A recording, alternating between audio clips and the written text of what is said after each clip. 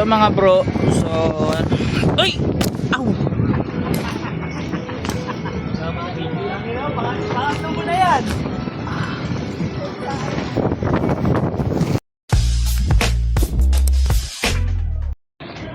So we are back mga bro. So andito tayo sa Zambales camping site.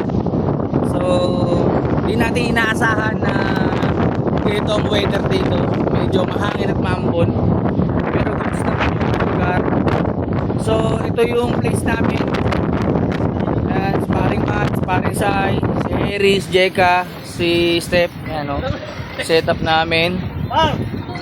Yan, tinatawag ako para mawala ako sa pagbablog. Okay. So ito yung tent namin no. Kay paring Matt, si paring Sai, pero dito sa akin. Yan kasi maulan, safe tayo. So yung mahigaan namin, binomba namin. Kasi ito yung service namin, si Abansay.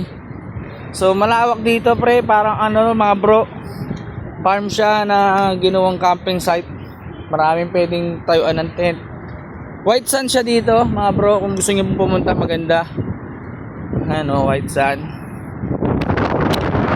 Papasyal ko kayo sa dagat. Sabi, pakita ko sa inyo yung white sand.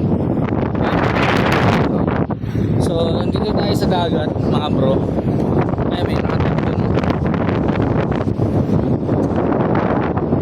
White sand siya, mga bro. Dito tayo.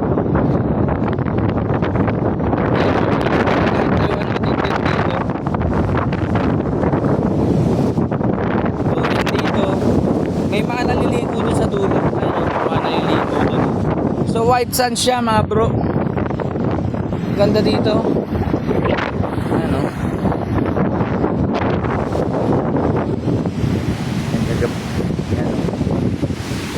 Marami siyang pwede tayuan ng tent dito. At bago lang to mga bro. Yung camping site na to, hindi pa siya masyadong nadidiscover ng mga camping, mga nagka-camping.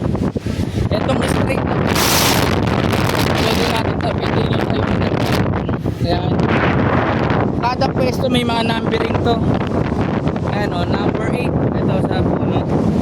Kada pwesto ng mga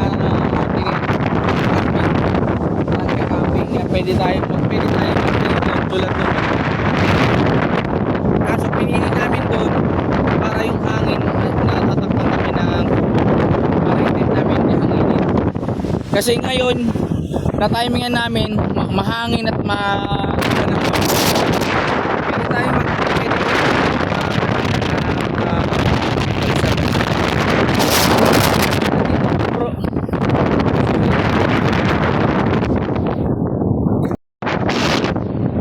mga bro, sa Zambales, camping tayo.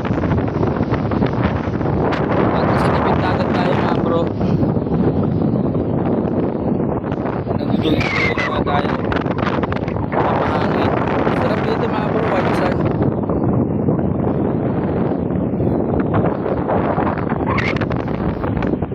In-invite lang tayo dito.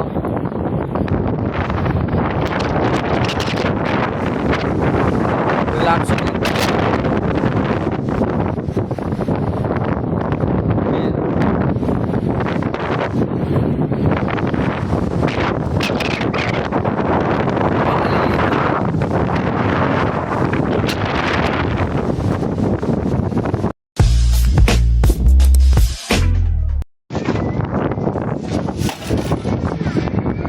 So mga bro, so nandito tayo ngayon sa Tugan.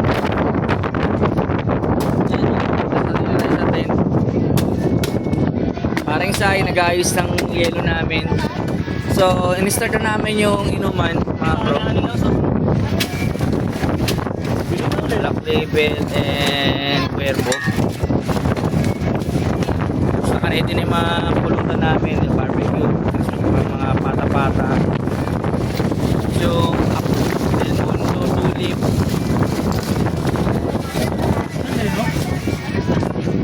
So, tamang chill na kami dito mga bro. Yan mga bro.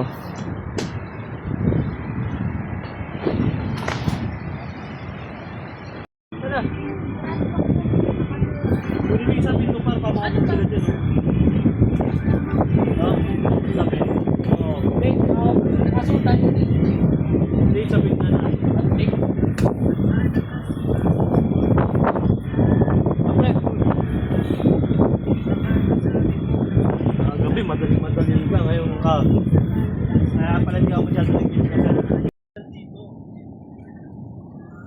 camping site, Zambales.